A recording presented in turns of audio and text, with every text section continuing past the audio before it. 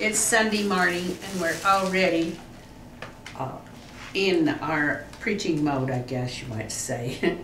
Or at least I am. I don't know about him. But today I want to talk about this. This is the part of the paper that talks about books. And this woman is Ann Patchett, her name is. She's younger than I am, but she has had a great... Let's face it, now I don't mean to be cruel or anything, but everybody's younger than you are. Right? Well, everybody under 80, yes. Almost 80. In a few days I'll be 80. But anyway... Yes, if she makes it, I'm going to give her one birthday. See, Ann Patchett's got this front and she's got this front. Well, I have all three of, well, I have two of her novels. I've read both of them. And then this one is her latest one, The State of Wonder, it's called. But she's writing about, oh, she tells the plot here of, let's see, an obstetrician, she botched something in a cesarean, and so then she went down to the Amazon to track a researcher who's gone off the grid, developing a potentially lucrative fertility drug. Well, fertility is a subject that, you know, is quite gripping. There's a lot of people interested in that subject. But the subject of my memoirs, my friends, you might not think are relevant. Are you talking to me? I was dozing off there.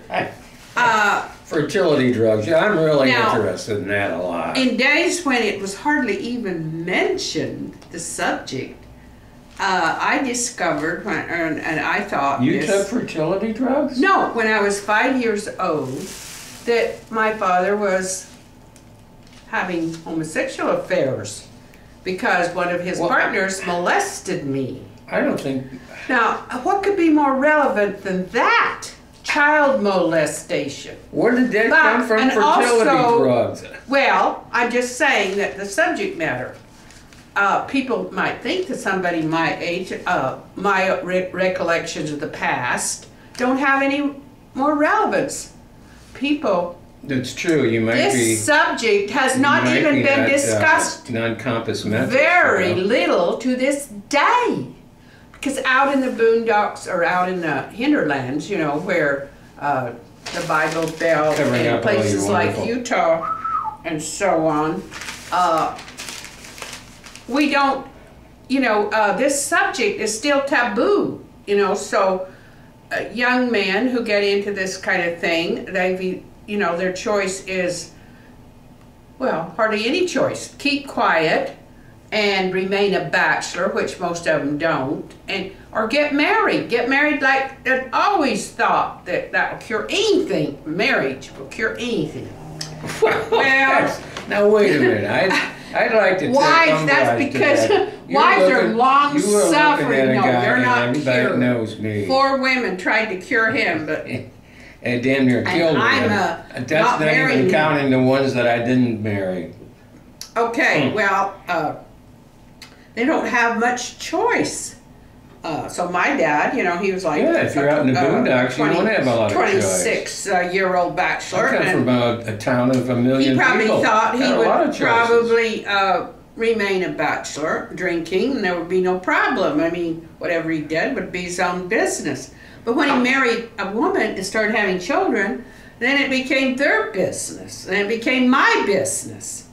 And so all my whole life, you know, and I couldn't even talk about this. I didn't even talk about the molesting because I couldn't talk about the other, and women all acted like they didn't even know such a thing. Well, how was I going to educate them? A little girl, for heaven's sake. And you know, it was mind-boggling what I had to contend with, the ignorance of the women around me, who I just could not see, you know, and they were very, very opinionated. They wouldn't have hesitated to put me in my place. And I believe they did. Thoroughly shut my mouth. I believe. If I should happen to open it. On your head. They did put you in your place, and you did not like that place they put you. Oh, and even to this day, members, I wouldn't like it myself. The community or the family, you know, they still think that's an awful disgrace to come out with it even now and say your dad was into this kind of thing. The biggest disgrace is I'm not really discussing other men because... Wait a minute now. When you have an elephant in the room and act like it's not there, that's a disgrace. Now, this is an old metaphoric thing, you know. But, you got an elephant in the room and you're not paying any attention to it. Well, by that... I don't see the elephant. Do you see the elephant? Well, this is what my mother... he would be partying with a bunch of men, and she'd say, I know there's a woman there somewhere that he's stepping out with. And I'd say, no, Mom. I remember, you know, being fairly young and saying this to her. Not a child, but a little older, teenager. No, Mom, he's not going with women. He doesn't like women. You know, how much more stronger can you get? My mother still... Now. He better not be going with a woman. I'll find that woman, and I will. He just didn't like your mother. Right. I mean, well, that's what she thought. She thought that maybe he didn't like her, but he probably had another woman out there under some cedar tree or somewhere. Like my first wife said, it's nothing personal against you. Well, it's just all men in general. Thanks for telling me now. They were already fighting something terrible, and I thought, and I couldn't possibly have told her anything because she might have got into a terrible rage and. When she got into a tizzy? Murder would, yes. Would you get into a tizzy? More than a tizzy. And murder would have resulted, and here I would have been to blame. I mean, you don't tell a husband or wife anything about what the other's doing if you don't want to be responsible for the murder. I've always found that to be exactly the way true. Yes! You don't go tell tales to the, you know, because they're already insane, and you don't give them more fuel. Here's one of the things you don't do to your wife. Just tell her, I'm going to kill you, and it's going to be next Friday afternoon, and I'm going to do it. You just don't do that kind of, it's first of all, you got a good chance by Friday morning, she's going to kill you, right? Yeah, she's going to have somebody kill you. Well, he was threatening to kill me. But anyway, I didn't discuss this with my mother until she was 78 years old. And I was in my late 50s. It took me that long to get this out to the family, to her. And you were trying to say, Mom, lay off the fertility pills, right? And the reason why is because she had a gay boyfriend that she wanted to marry, and we were trying to stop her, say, Mom, he's gay, can't you see that? And we told him, we said, we don't. And she said, you girls don't want me to marry your mother? No, we think you're a bisexual. And he said, well, I am, but don't tell your mother.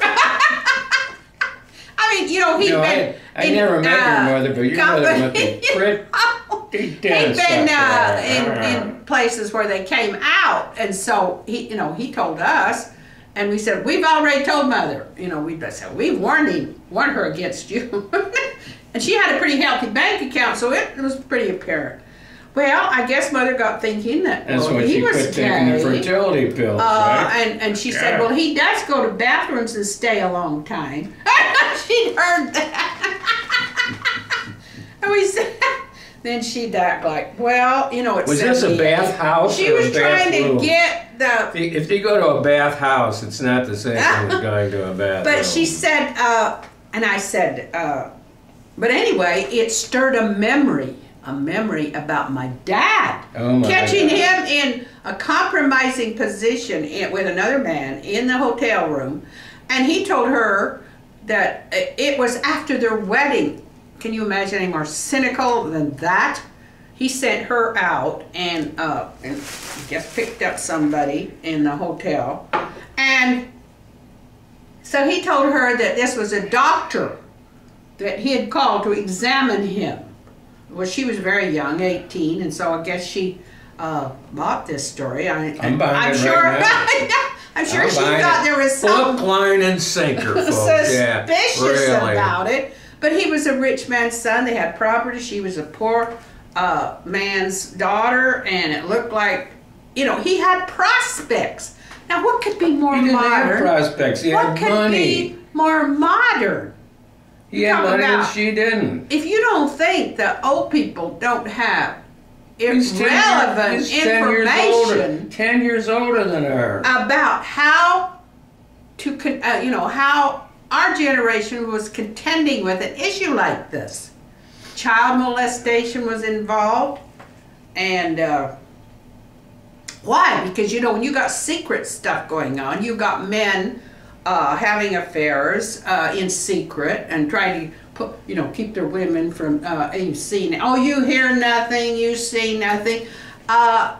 There's a lot more if chance. you poke me in the eye, I'm gonna have to slap you. That on that. child molestation is going to go on. There's going to be certain men who are secretive and who will go toward children. That's all there is to it. And this was who I encountered. One of my dad's partners he would molest children. I was only 5. I mean, you got to be pretty much of a low character to molest a 5-year-old child. Well, I don't know about that. There, see, I And, told you he's going to get me sooner or later.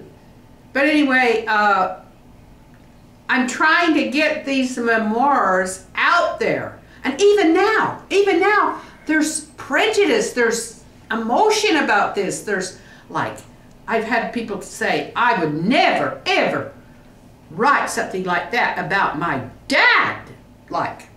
It wouldn't matter what he did. I wouldn't write it for the world to see. And I think, oh. That doesn't make any sense to me. Oh.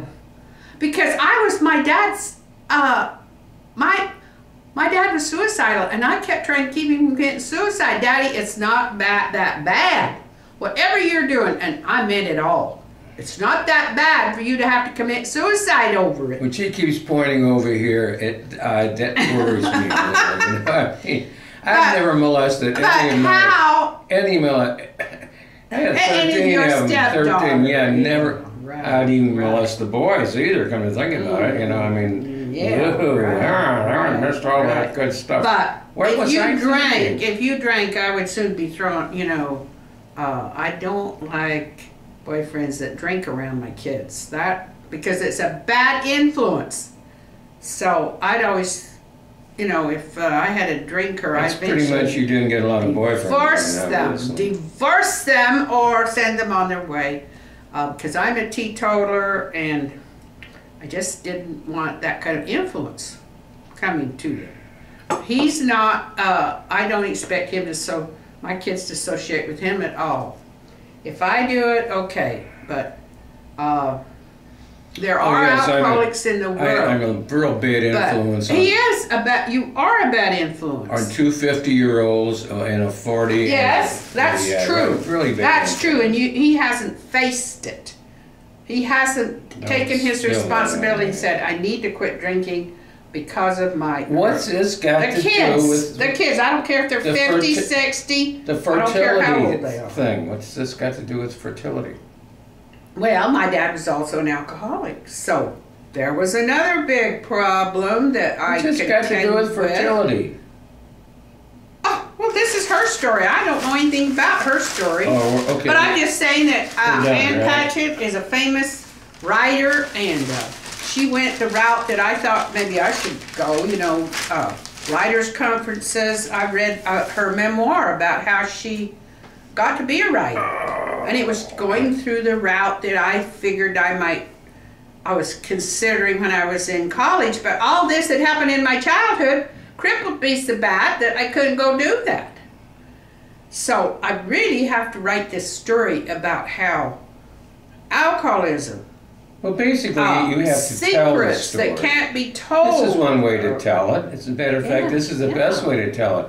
Because not many writers are gifted enough to put so much emotion and use words that most people may not understand, that can give them an ability to just make the leap off the page. I don't know if you have that ability now. Yeah. But you have the ability to leap right in the camera's face and say,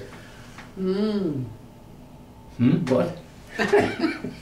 Well, my health is still, iffy. I mean, I can hardly, so I still can't. Well, everybody's health is iffy, Yeah, at 80, yes. And at any age, walk across the street, you might not pay attention. I talked to a woman in here. She's only 66. Here. She weighs 300 pounds. Her leg has been riddled by... old? 66, and she weighs 300 pounds. Her leg has got dark pebbles all over it because it's been damaged by MRSA. Oh, my God. She's got cirrhosis of the liver from being heavy. Oh, my God.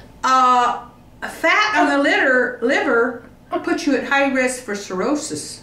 It's the same as an alcoholic. His liver, let's see, he's got the hard, he's probably got cirrhosis. Babe, I work out, I got abs here, these abs. Yeah. Want me to show them on camera? Yeah, and that's why, for you to go ahead and get cirrhosis of the liver, that is just a disgrace. I'm trying to keep from getting cirrhosis of the liver from being too fat. So you've lost weight. I'll tell you, you really have lost weight, and you've lost your cleavage. That's why you put that. That's why she's afraid to show it off. Yeah, I don't. The cleavage is afraid to come back. It's Sunday, and I'm preaching. I don't want anything showing here but a flower. But anyway, yes, I'm trying to... I put my shirt on backwards. I have beefy arms. I have to display them. They are not pretty, but I'm trying to hold this down. I'm trying to lose weight instead of get control. And also meditate.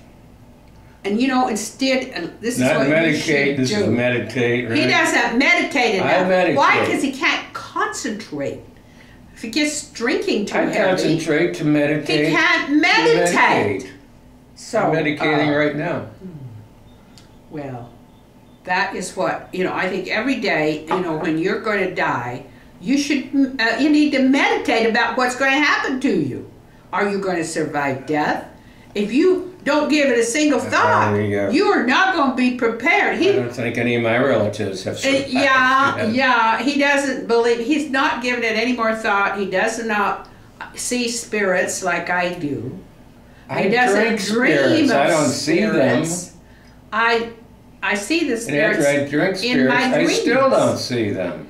And so I study the spirits. How could you survive as a spirit? How could we have something in this body that leaves and is a wraith, is not body? How could that be? You need to meditate to figure it out, to see if that's really true or a myth that we survive death. So every day I meditate, trying to figure out where, if... Because I don't think that these spirits would appear in my dreams all the time if they had completely vanished. They must be out there somewhere. Well, somewhere. Is it a hit or a myth? A hit or a myth, what is it? I'm trying to get knowledge. I'm trying to figure it out, how we could survive, how something in us, life in us, could leave the body that we identify with life and survive without the body. My goodness, this is a new thought. I haven't thought about this one. I've been reading about it for 6,000 years, and they still haven't figured it out. Nobody's come back. Yes, but he hasn't meditated enough. The people haven't got into his dreams. Okay, they haven't paid him visits. My grandmother, I remember a very vivid dream I had. There you go. My grandmother visited me in a dream. Well, was she real? Or was that just my imagination? What do you think? It's just my imagination running away with me. He can't wrap his mind around this. Not enough. Meditate. Meditate. All right. I've tried Zen and it didn't work for me. I tried Rastafarian, didn't work for me. I guess I'm a pedestrian. I can walk into any church and it doesn't bother me at all. Seriously. Oh, you do not go. This guy seriously have studied more about seriously needs to meditate. Thought about it. Oh, yeah. Well, you studied it, but he needs to meditate and come up with his own beliefs. I have come up with it. There's nothing. That's all you can come up with. That's a person who comes up with nothing has not done very much meditation. He hasn't done enough meditation that belief can enter. Because belief has to enter before the spirits can visit you in your dreams. Mm-hmm. It may all be part of the imagination. Life itself may be what we imagine more than we think. Yeah, so that's one of the unlock Hindu. These secrets. That's one of the Hindu parts of religion. You know, like sitting on the lotus, we're just a dream of you know who. Mm-hmm. Well, see, you don't know because I've been studying this for a long time. But anyway, I wish you would get off these fertility pills because it ain't going to do either one of us any good if you get pregnant. I mean, seriously. See, he needs to meditate. He really needs to meditate more. So these are my thoughts for Sunday. And I hope you have a nice one. Now I'm going to turn this off. It's 4th of July. Because this is all, and tomorrow is the 4th of July, and bang! There